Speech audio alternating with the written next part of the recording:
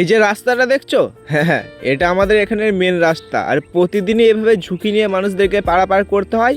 আর আজ এরকমই একটা বড় দুর্ঘটনা ঘটে গেল এখানে। এর আগেও ভিডিও বানিয়ে বলেছিলাম, কিন্তু পিডব্লিউডি বা গভর্নমেন্ট কোনো ব্যবস্থাই নেয়নি, কেন জানি না। এভাবে তো প্রতিনিয়তই মানুষদের বিপদ হতে থাকছে, তাই না? তাই আমরা সবাই মিলে ঠিক করলাম আজকে রাস্তাটা মেরামত করব। তাই স্কুলের বাচ্চাদের ছুটি থাকার কারণে ওদের নিয়ে চলে আসি, আর সেই মতো কাজও শুরু করে দিই। কারোর অপেক্ষায় থাকলে কাজটা আর হতো না আমরা জানি, তাই নিজেরাই হাত বাড়িয়ে দিলাম এই ভালো কাজে। পরিবেশ পরিচ্ছন্ন বা সুন্দর করে রাখার দায়িত্ব আমাদের সবার, সেখানে লজ্জা কিসের, তাই না? আমাদের ভালো কাজে যদি কারোর উপকার হয়, কেউ যদি দুর্ঘটনার হাত থেকে বাঁচে, তাতে আমাদেরই ভালো লাগবে। সবসময় সরকারি দপ্তরের অফিসারদের আশায় বসে থেকে লাভ নেই।